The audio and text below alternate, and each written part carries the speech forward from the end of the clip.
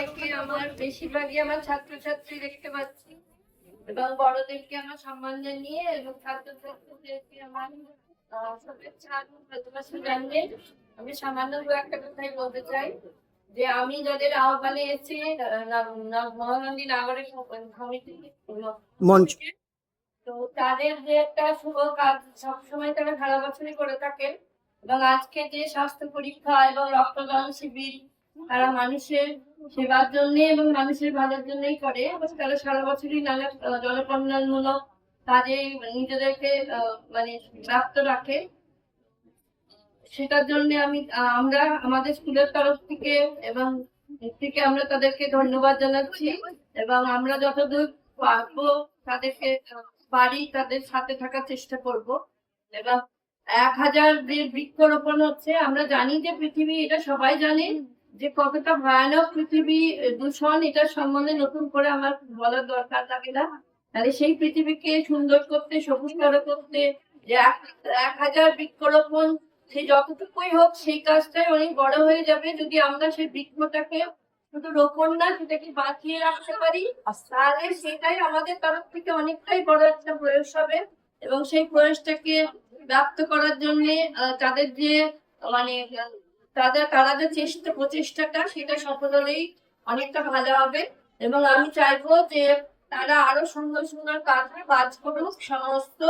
এবং আমার এই যে আজকে যে মঞ্চটা আমি পেয়েছি তার জন্য আমি একটা খুব কথা বলতে চাইছি যে মহানন্দীতে যে পরিবেশটা আস্তে আস্তে খারাপ হয়ে যাচ্ছে আমি সেই ব্যাপারেই একটু বলতে চাইছি যে এখানকার বেশিরভাগই দেখা যাচ্ছে যে বাবারা সৌদিতে বা মুম্বাইয়ে বা কেরলে বা কোথায় কাজ করছে এবং দেখা যাচ্ছে যে মারা থাকছে বেশিরভাগ ক্ষেত্রে বাড়িতে এবং তারা যে টাকাটা পাঠাচ্ছে বাইরে থেকে সেখানে দেখা যাচ্ছে যে ছেলে মেয়েদেরকে দামি দামি মোবাইল এবং বয়স হয়নি অল্প বয়সে তাদেরকে লাইসেন্স পাইনি বেআইনি ভাবে তাদেরকে দামি দামি বাইক কিনে দেওয়ার প্রবণতা এবং এই যে সমস্ত যে এটার যে কুফল এবং তারা যে এটা অত্যন্ত অন্যায় কাজ করছে যে বয়স হয়নি বয়স হওয়ারটা বয়সের পরে তারা মোবাইল ব্যবহার করবে বাইক ব্যবহার করবে সেটাই ঠিক আছে কিন্তু স্কুলে যে মোবাইল আনা নিষিদ্ধ হবে এটা কোনোভাবেই উচিত নয়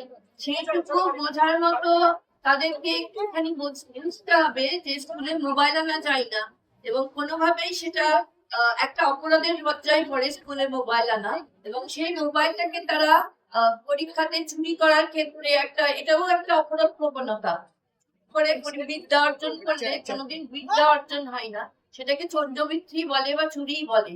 তো গার্জেনদের কাছ থেকে আমরা যদি বলছি যে আমরা দেব না যে ফোনটা তাহলে তারাই বলছে যে কি হবে ওরকম তো অনেকের কাছে মোবাইল থাকে আপনারা দিয়ে দেন আমাদের ছেলেরা ভুল করেছে আর আনবে না কিন্তু আবার দেখা যাচ্ছে যে তারা নিয়ে আসছে বা বলছে যে আমাদের কথা ছেলে মেয়েরা শুনছে না জেদ করছে কাউরির কাছে হাজার টাকা 500 টাকার নোটও দেখা যাচ্ছে।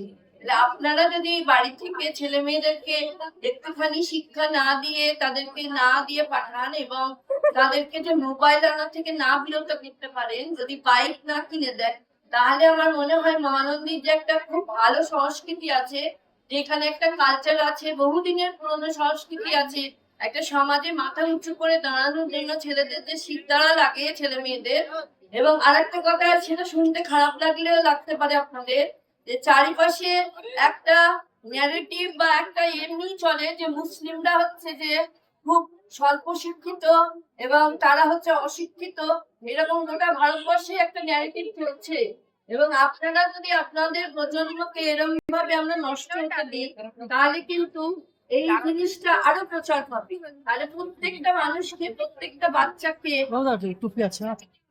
বিচার আচরণ পড়াশোনায় কিন্তু আরো এগিয়ে যেতে হবে কারণ সামনের দিকে এগোচ্ছে আর আপনারা যদি পিছিয়ে যান এরকম ভাবে চুরি করে তারপরে এরকম অভদ্র ব্যবহার করে বাইক নিয়ে অযথা মানে বয়স হয়নি এরকম করে পিছিয়ে ঘুরে বেড়ানো তাহলে এই যে অপসংস্কৃতি দেখা দিচ্ছে তাতে কিন্তু আমাদের সমাজ আরো পিছিয়ে পড়বে এবং আপনাদেরকে আমাদের সঙ্গে সঙ্গ দিতে হবে তাহলেই কিন্তু একটা সুস্থ সমাজ। এখানে অনেকগুলি ক্লাব আছে নাগরিক মঞ্চ আছে তাদেরকে আমি আবেদন করব যে আপনারা আমাদের সাথে হন। আমরা তো কিছুটা দিনের কিছুটা সময় বাচ্চাদের সঙ্গে থাকি, বাকিটা তো আপনারা থাকে। তো আপনাদেরকে সবাই এই মঞ্চ থেকে আমি আহ্বান পেলাম বলার যে আপনারা দয়া করে একটা বিষয়টা দেখুন। আমি চাই না যে আমার এখানে অনেক 25 বছর হয়ে গেল, আমার এখানটাতে একদম বাচ্চাদের থেকে বহুদিনের যোগ আমার। আমি নিজের চোখের সামনেই দেখছি যে বাচ্চারা দিনে দিনে একেবারে কিরকম একদম বিশৃঙ্খল হয়ে যাচ্ছে, কোনো কথাই শুনতে চায় না, মুখে মুখে তর্ক করছে, মোবাইল নিয়ে আসছে। আর তারা চুল কেমন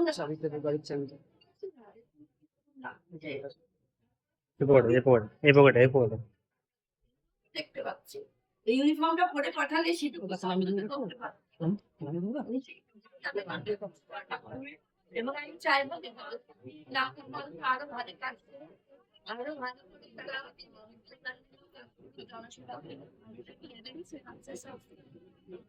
ছড়িয়ে দিন।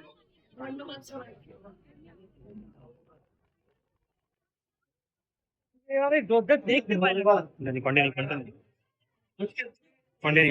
বার্তা উনি নাগরিক মঞ্চের প্ল্যাটফর্ম থেকে আপনাদের সামনে রাখলেন। সত্যি কথা বলতে কি এই সমস্যাটা শুধু মহরমদি জিসি হাই স্কুলের সমস্যা নয়, পশ্চিমবাংলা জুড়ে সমস্ত স্কুলেই কিন্তু নিজের নৈতিক অধঃপতন, মূল্যবোধের অবক্ষয় কিন্তু হয়েছে।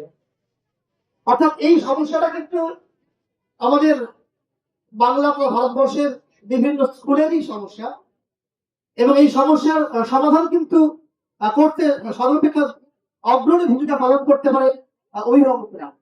অর্থাৎ অভিভাবকরা যদি তাদের সন্তানদের ঠিক মতো মূল্যবোধের শিক্ষাটা দেয়, বাড়ি থেকেই তার শিক্ষাটা প্রথম শুরু হয়, সেই জায়গায় দাঁড়িয়ে যদি তার সন্তানের পোশাক আশাক, তার সন্তানের চুলের স্টাইল বা সে মোবাইল ব্যবহার কেন করছে, এই বিষয়টা যদি গার্জেনরা একটু সচেতন হন, তাহলে এই সমস্যা দূর হবে। নচেত শুধুমাত্র মাস্টারমশাইদের দ্বারা এই সমস্যা সমাধান কোনোদিনই সম্ভব হবে না। তাই অভিভাবক যারা আছেন বা যারা এই মাইকের আওয়াজ জমে যাচ্ছে, আপনারা একটু শুনে রাখুন। আপনারা আপনাদের সন্তানদের সময় দিন, স্কুল থেকে বাড়ি গেলে তাদের জিজ্ঞেস করুন যে তারা আজ কি ক্লাস করেছে, কটা ক্লাস হয়েছে, আজকে পড়াশোনা কেমন হয়েছে, ক্লাসগুলো কেমন, তোমাদের ভালো লেগেছে কিনা।